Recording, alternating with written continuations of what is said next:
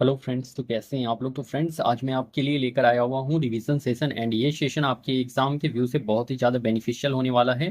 तो इस सेशन को आप लोग फुल ज़रूर देखेंगे। तो भाई हमारा फर्स्ट क्वेश्चन है, अमृत बाजार पत्रिका के संपादक थे। तो अमृत बाजार पत्रिका के संपादक कौन थे? शिशिर कुमार घोष या मदन मोहन मालवीय या मोतीलाल नेहरू या फिर एक से अधिक। तो याद रख लेना है, अमृत बाजार से शिशिर कुमार घोष जुड़े हुए थे और मोतीलाल नेहरू। तो आंसर डी यहाँ पर करेक्ट होने वाला है। तो सुशील कुमार घोष और मोतीलाल नेहरू दोनों ही जुड़े हुए थे अमृत बाजार पत्रिका से। अमृत बाजार पत्रिका से कौन कौन? तो सुशील कुमार घोष और मोतीलाल नेहरू दोनों ही जुड़े हुए थे, ध्यान में जरूर रख लीजिएगा। लीडर अखबार का प्रकाशन किसने किया? तो लीडर अखबार का प्रकाशन भाई ये किसने किया है? युगल किशोर ने, सच्चिदानंद सिन्हा ने, या मदन मोहन मालवीय ने, या हरीशचंद्र ने। तो याद रख लेना है, लीडर अखबार का प्रकाशन वो मदन मोहन मालवीय के द्वारा किया गया था। कब? तो 1909 1909 में किया गया था। कहाँ से? तो इलाहाबाद से करा गया था, इलाहाबाद से किया गया था। ठीक है, तो याद रख लेना है 1909 में इलाहाबाद से किया गया था। और ये मदन मोहन मालवीय को जो है महामना के नाम से भी जाना जाता था। महामना, आपसे क्वेश्चन पूछा जाएगा महामना के नाम से कौन? तो मदन मोहन मालवीय जाने जाते हैं। इनकी और कुछ पत्रिका को आप लोग जरूर याद रख लेंगे। एक पत्रिका है इनका मर्यादा, मर्यादा, ठीक है, मर्यादा। और एक याद रख लीजिएगा अभ्युदय, ठीक है, अभ्युदय, अभ्युदय। तो मर्यादा और अभ्युदय जो है मदन मोहन मालवीय की पत्रिका है। और इनसे रिलेटेड एक पॉइंट याद रख लेना है कि इन्होंने 1915 में जो है हिंदू महासभा की स्थापना करी थी। हिंदू महासभा, तो हिंदू महासभा का स्थापना 1915 में मदन मोहन मालवीय ने। और साथ में 1916 में बीएचयू का स्थापना भी इन्होंने किया है, बनारस हिंदू यूनिवर्सिटी, बीएचयू का भी स्थापना 1916 में जो है मदन मोहन मालवीय ने करा है। ये सभी पॉइंट्स आपको याद रख लेने हैं। हिंदू पेट्रियोट का प्रकाशन कब किया गया? तो हिंदू पेट्रियोट का प्रकाशन कब किया गया था भाई? तो याद रख लेना, 1890 में, 1853 में, 1960 में, या फिर कोई नहीं। तो हिंदू पेट्रियोट 1853 में प्रकाशित करा गया था। और ये कहाँ से प्रकाशित किया जाता था? तो कोलकाता से प्रकाशित किया जाता था। किस भाषा में प्रकाशित किया जाता है? तो याद रख लेना है, इंग्लिश भाषा में प्रकाशित किया जाता था। किसने प्रकाशित करा था हिंदू पेट्रियोट को? तो याद रख लीजिएगा, हरीश चंद्र मुखर्जी। ठीक है, तो हरीश चंद्र चंद्र मुखर्जी। ठीक है, तो हरीश चंद्र मुखर्जी याद रख लेना है आपको, आपके हिंदू पेट्रियट से। अगर आपसे पूछा जाए कि उदंत मार्तंड किसने लिखा था? उदंत मार्तंड किसने लिखा था? तो याद रख लीजिएगा, इसे युगल किशोर के द्वारा लिखा गया था। युगल किशोर, ये क्वेश्चन पूछा जाता है उदंत मार्तंड, इसलिए मैंने बता दिया। तो युगल किशोर के द्वारा। और ये युगल किशोर कब लिखा गया था? तो याद रख लेना है, मई 1826 में, मई 1826 में उदंत मार्तंड की रचना की गई थी। और कहाँ से? तो याद रखना है, कोलकाता से, कोलकाता से। Okay friends, next.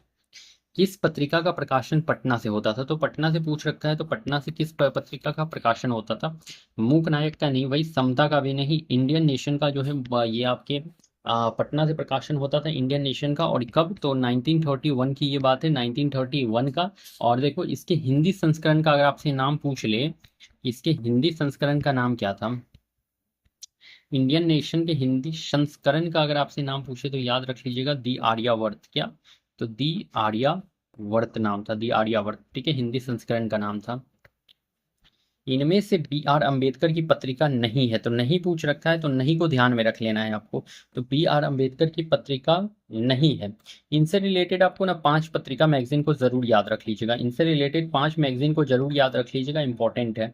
कौन कौन सा 5? तो एक याद रख लीजिएगा, मूक नायक, मूक नायक। दूसरा याद रख लीजिएगा, समता। तीसरा याद रख लीजिएगा, जनता। एक याद रख लीजिएगा, प्रबुद्ध भारत, प्रबुद्ध भारत, प्रबुद्ध भारत। और एक याद रख लेना, बहिष्कृत भारत, बहिष्कृत, बहिष्कृत भारत। तो मूक नायक, समता, जनता, प्रबुद्ध भारत एंड बहिष्कृत भारत आपको जरूर याद रख लेना है। ठीक है, इन्होंने जो है बी आर अम्बेडकर ने ही आजाद मजदूर संघ की स्थापना करी थी। आजाद मजदूर संघ, तो आजाद मजदूर संघ का स्थापना किसने किया है? तो बी आर अम्बेडकर ने किया है। और इन्होंने जो है महार आंदोलन भी चलाया था, महार आंदोलन, महार आंदोलन भी चलाया था। कहाँ से? तो महाराष्ट्र से, महार है तो महाराष्ट्र से चलाया था महार आंदोलन बी आर अम्बेडकर ने। तो यहाँ पर बी आर अम्बेडकर की पत्रिका नहीं है, तो नहीं पूछा था, तो उदंत मार्टन यहाँ पर लिख दीजिएगा कि ये बी आर अम्बेडकर की पत्रिका नहीं है। तो उदंत मार्टन किसका है भाई? तो याद रख लेना है, युगल किशोर, युगल किशोर की पत्रिका है आपका उदंत मार्टंड। ठीक है, युगल किशोर की पत्रिका है उदंत मार्टंड। कौमी समाज पत्र के संपादक थे। कौमी समाज पत्र के संपादक कौन थे भाई? राजा राम मोहन रॉय, नेक्स्ट दिया है आपसे जवाहरलाल नेहरू, राधाकांत देव, या फिर दिया हुआ है आपसे कोई भी नहीं। तो वही राजा राम मोहन रॉय तो नहीं, इनसे याद रख लेना एक बंगदूत, बंगदूत पत्रिका राजा राम मोहन रॉय। कौमी समाज पत्र के संपादक थे वो जवाहरलाल नेहरू थे, ठीक है। और जवाहरलाल नेहरू से एक और याद रख लेना, national Herald, national national Herald, ठीक है। तो नेशनल हेराल्ड भी जवाहरलाल नेहरू से याद रख लेना। और ये कब छपा था, तो 1938 में, और किस भाषा में, तो इंग्लिश भाषा में छपा करता था, ठीक है, इंग्लिश भाषा में। धर्म सभा की स्थापना कब की गई, तो धर्म सभा की स्थापना, तो वही देख लो, धर्म सभा की स्थापना 1819, 1840 या 1987 या 50-60 में। तो देखो जो धर्म सभा है, इसकी स्थापना जो है 1890 में नहीं भाई, 1830 में करा गया था। 1830 में धर्म सभा का स्थापना किया गया था। कहाँ पर, तो कोलकाता, याद रख लेना है, कोलकाता में जो है धर्म सभा की स्थापना की गई थी, ठीक है। और इसका स्थापना किसने किया था, तो याद रख लेना है राधाकांत देव, राधाकांत देव, राधाकांत देव ने जो है धर्म सभा का स्थापना किया, कलकत्ता में किया। और इसका मेन अगर उद्देश्य पूछा जाए तो याद रख लीजिएगा, ये लोग जो है सती प्रथा का सपोर्ट करते थे। जो ये आपका राधाकांत देव थे, जो धर्म सभा इनका था, ये सती प्रथा का जो है सपोर्ट करता था, क्या करता था, तो सपोर्ट करता था धर्म सभा, ठीक है, सती प्रथा का सपोर्ट करता था। और ब्रह्म समाज का विरोध करता था, ब्रह्म समाज का विरोध करता था। तो सती प्रथा का तो सपोर्ट करता था, लेकिन ब्रह्म समाज का विरोध करता है आपका धर्म सभा, ध्यान में जरूर रख लेना। और यहाँ से क्वेश्चन बन सकता है आपके एग्जाम के लिए। भारत का पहला समाचार पत्र कौन सा था, तो नेशनल हेराल्ड तो नहीं था भाई, ये जवाहरलाल नेहरू की एक पत्रिका थी भाई, समाचार पत्र था जवाहरलाल नेहरू का। इतिहास के पहिए, ये भी नहीं था। बंगाल गजट जो है भारत का पहला समाचार पत्र, और ये 1780 में, आई होप नहीं भाई, जहां तक मुझे याद है 1780 में इसे प्रकाशित किया गया था। और किसके द्वारा, तो जेम्स अगस्टस हिक्की ने, James Augustus Hickey, James Augustus Hickey के द्वारा जो है द बंगाल गजट का प्रकाशन करा गया था 1780 में, ओके। तत्वबोधिनी पत्रिका के संपादक कौन थे, तो याद रख लेना है भाई कि तत्वबोधिनी पत्रिका के संपादक, तो देखो सिंपल सा क्वेश्चन है, तत्वबोधिनी पत्रिका राजा राम मोहन रॉय तो नहीं, इनसे बंगदूत याद रख लेना। देवेंद्र नाथ टैगोर, तो बिल्कुल यही करेक्ट है, देवेंद्र नाथ टैगोर जो है तत्वबोधिनी पत्रिका के संपादक थे। और ये 1839 में इसका प्रकाशन किया गया था, ठीक है, और 1839 में, और कहाँ पर, तो कोलकाता से, कोलकाता से, ध्यान में रख लेना है आपको, ठीक है। केशव चंद्र सेन से याद रख लेना, इन्होंने संगत सभा का स्थापना किया था, संगत सभा का स्थापना किया था 1807 में, 1807 में, ठीक है, संगत सभा। आत्माराम पांडुरंग से याद रख लीजिएगा, इन्होंने प्रार्थना समाज का स्थापना करा था, प्रार्थना समाज का स्थापना किया था कब, तो 1867 में, 1867 में प्रार्थना समाज, आत्माराम पांडुरंग। और इसमें देखो, जो इसमें जो प्रार्थना समाज है, आत्माराम पांडुरंग तो थे ही, और साथ में केशव चंद्र सेन भी इसमें जुड़े हुए थे। तो केशव चंद्र सेन भी अगर पूछ ले प्रार्थना समाज से जुड़ा हुआ, तो केशव चंद्र सेन भी हो जाता है, क्योंकि बीपीएससी का है, एक से अधिक यहाँ पर ऑप्शन दिया रहता है आपसे। तो केशव चंद्र सेन और आत्माराम पांडुरंग दोनों दे, तो एक से अधिक आंसर दीजिएगा। और अगर दोनों में से कोई एक दे दे, तो फिर दोनों में से एक भी अगर कोई देता है, तो वो एक में आप लगा देना, आंसर करेक्ट होगा आपका। 1881 में कोलकाता में सिटी कॉलेज की स्थापना किसने की, तो भाई पहली बात यही याद रख लेना कि 1881 में सिटी कॉलेज का स्थापना किया गया। कहाँ पर किया गया, तो कोलकाता में किया गया। दो बात यहाँ से आपका क्लियर हो गया। तो 1881 में सिटी कॉलेज का स्थापना कहाँ पर, तो कलकत्ता में किया गया। किसने किया, किसने किया, तो आनंद मोहन बोस ने किया, रास बिहारी ने किया, राजकुमार शुक्ला ने किया, या कोई भी नहीं। तो याद रख लेना है, इसमें जो करेक्ट आंसर होगा आनंद मोहन बोस ने करा था, आनंद मोहन बोस ने, ऑप्शन नंबर ए यहाँ पर करेक्ट आपको देखने को मिल रहा है।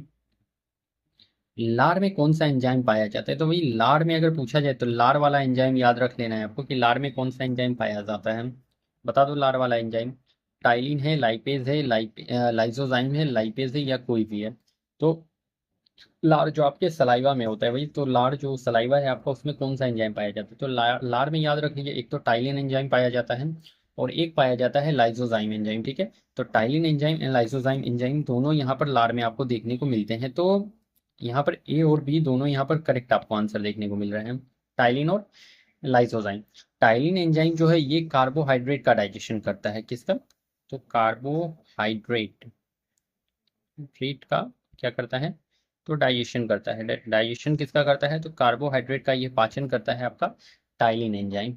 टाइलिन एंजाइम कार्बोहाइड्रेट का पाचन करता है, डाइजेशन करता है, ध्यान में रख लीजिएगा।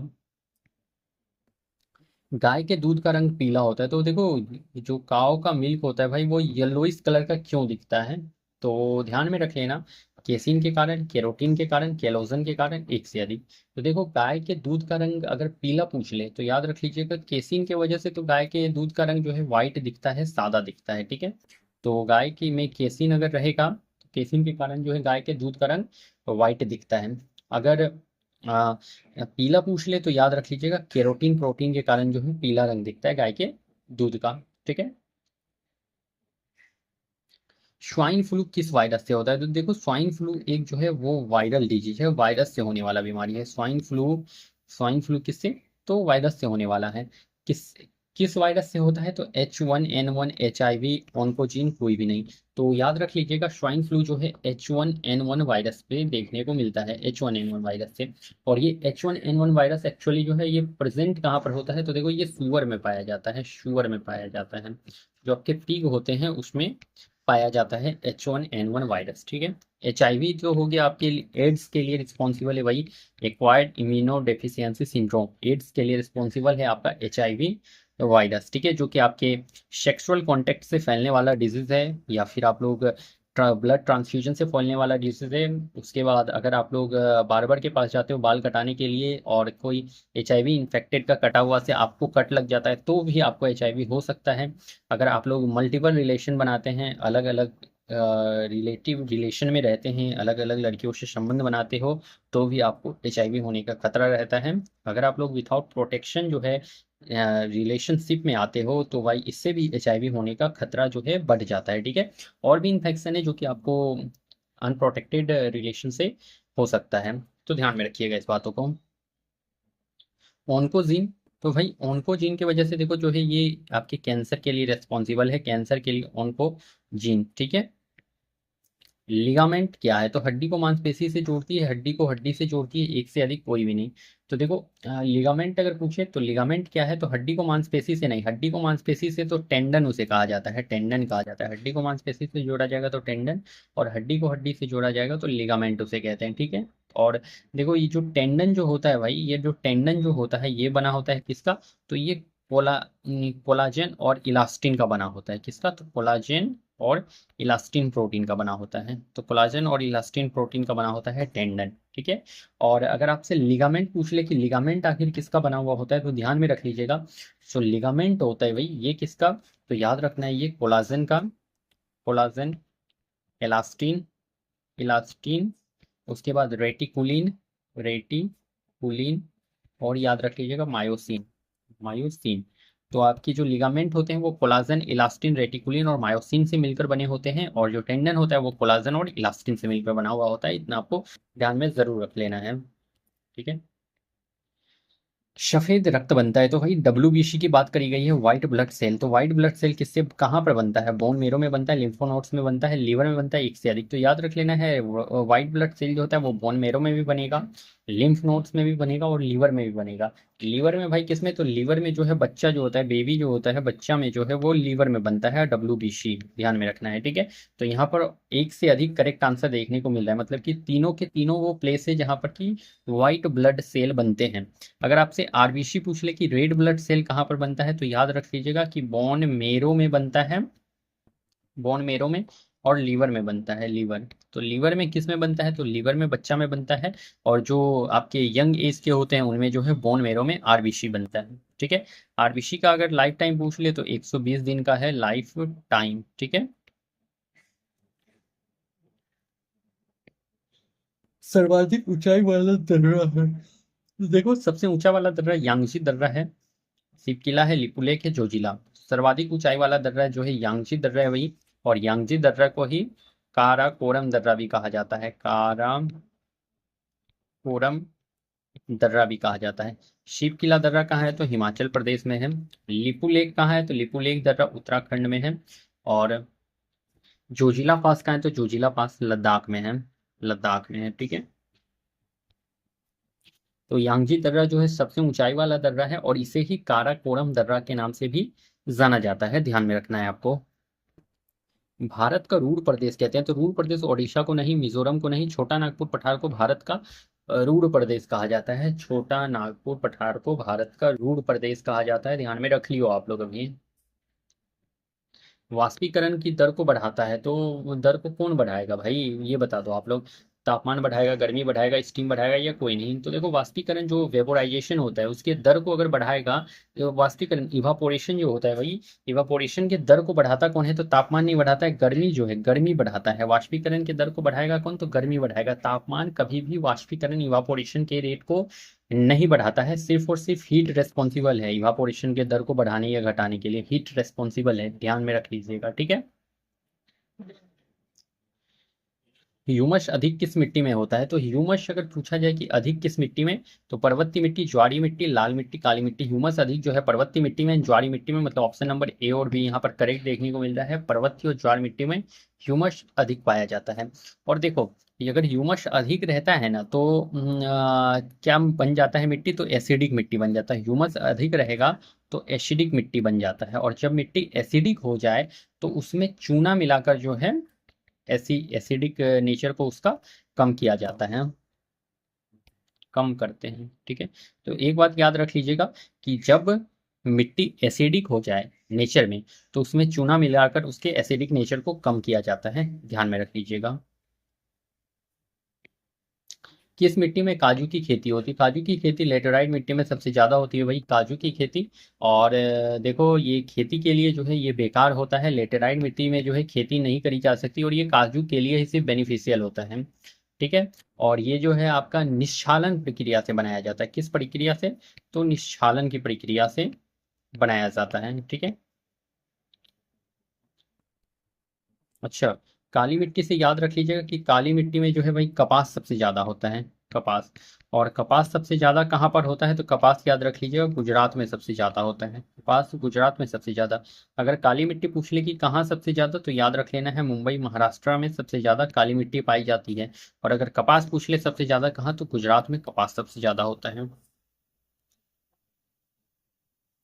समुद्र पानी में औसत नमक पाया जाता है, तो भाई 20 ग्राम, 35 ग्राम, 17 ग्राम, या कोई नहीं? तो समुद्री पानी में जो औसत नमक पाया जाएगा वो 35 ग्राम पाया जाता है, 35 ग्राम। और वो कौन सा नमक होता है? तो साधारण नमक होता है, NaCl होता है भाई, जो कि आपके 35 ग्राम पाया जाता है समुद्री पानी में, ठीक है। श्रीरंगपट्टनम नदी द्वीप कौन सी नदी बनाती है? तो देखो, श्रीरंगपट्टनम पूछ ले और या फिर आपको दे दे शिव समुद्रम नदी द्वीप, शिव समुद्रम नदी द्वीप। तो श्रीरंगपट्टनम नदी द्वीप या शिव समुद्रम नदी द्वीप दे दे, तो कौन सा नदी बनाती है? नर्मदा, कावेरी, दामोदरी, या फिर कोई नहीं? तो याद रख लीजिएगा, श्रीरंगपट्टनम दे दे या शिव समुद्रम नदी द्वीप दे दे, तो ये सभी कौन सा नदी बनाती है? तो कावेरी नदी बनाती है, ठीक है। और ये कावेरी नदी निकलती कहाँ से है?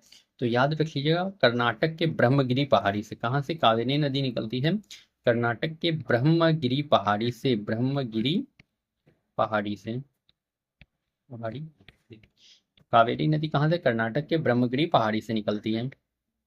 बिहार का एकमात्र टाइगर रिजर्व है, तो देखो ये कैमूर वन्यजीव अभ्यारण्य नहीं है भाई, कैमूर वन्यजीव अभ्यारण्य तो आपके कैमूर में सिचुएटेड है। वाल्मीकि नगर जो है, ये आपके वाल्मीकि नगर जो है आपका एकमात्र जो है बिहार का टाइगर रिजर्व है, जो कि आपके पश्चिमी चंपारण में सिचुएटेड है। और पश्चिमी चंपारण जो है क्षेत्रफल के अकॉर्डिंग सबसे बड़ा जिला, क्षेत्रफल में सबसे बड़ा जिला है आपका, बड़ा जिला जो है आपका पश्चिमी चंपारण है। कांवर झील कहाँ है? तो कांवर झील याद रख लिया, बेगूसराय में है कांवर झील, और इसे कवरताल झील भी कहा जाता है। तो ये कहाँ है? तो बेगूसराय में है आपका कांवर झील। और इसे आपके कंवरताल झील के भी नाम से डिनोट करा जाता है, और ये एक टाइप का गोखुर झील है। गोखुर झील का मतलब समझ रहे हो कि इसका जो शेप होता है वो गाय के खुर के समान होता है, इसीलिए इसे गोखुर झील के भी नाम से जाना जाता है। और ये कंवर झील जो है आपके बेगूसराय में देखने को मिलता है, ध्यान में इतनी बातों को रख लेना है। तो चलिए फिर मैं मिलता हूँ कल किसी नेक्स्ट सेशन में। आज जितने भी प्रश्न हो सकते थे मैंने यहाँ पर डिस्कशन भी कराया है, और आपको रिविजन सेशन भी लिया है आप लोग को, तो याद कर लीजिएगा। तो चलिए मैं फिर मिलता हूँ कल, तब तक के लिए आप लोगों को thank you and best of luck, tata bye bye.